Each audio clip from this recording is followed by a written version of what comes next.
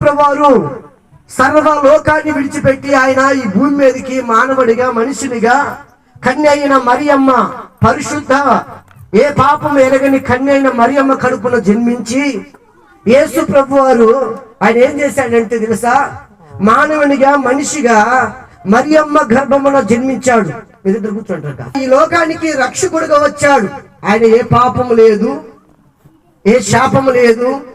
ఆయనలో ఏంటంట నీతిమంతుడు, సత్యవంతుడు, కామ మద మాక్షము లేనివాడు. కామ లేదు, మదము లేదు, మాక్షము లేదు, పాపము లేదు, శాపము లేనివాడు యేసు ప్రభువారు. ఆయన ఈ లోకానికి వస్తూ ఆయన అంటున్న మాట ఈ భూలోకంలో 33.5 సంవత్సరాలు సంచరిస్తున్నప్పుడు ఆయన ఎన్నో ఆశ్చర్యమైన కార్యాలు చేశాడు, ఎన్నో అద్భుతాలు చేశాడు. ఎలాంటి కార్యాలు అంటే చనిపోయిన వారు కూడా యేసయ్య ఒక మాట చెప్తే బ్రతికారు. ఎందరో కుష్ఠరోగులు బ్రతికారు. ఎందరో శాతబడి శక్తులతోటి దెయ్యపు శక్తుల చేత సమాధిలో పడిపోయిన వారు అందరూ కూడా యేసయ్య మాట సెలవిస్తే ఆ యొక్క శాతబడి శక్తులు, పిశాచులు, దెయ్యపు శక్తుల నుంచి విడిపించి యేసయ్య రక్షించగలిగిన సమర్థ కలిగిన యేసు ప్రభువారు ఆయన.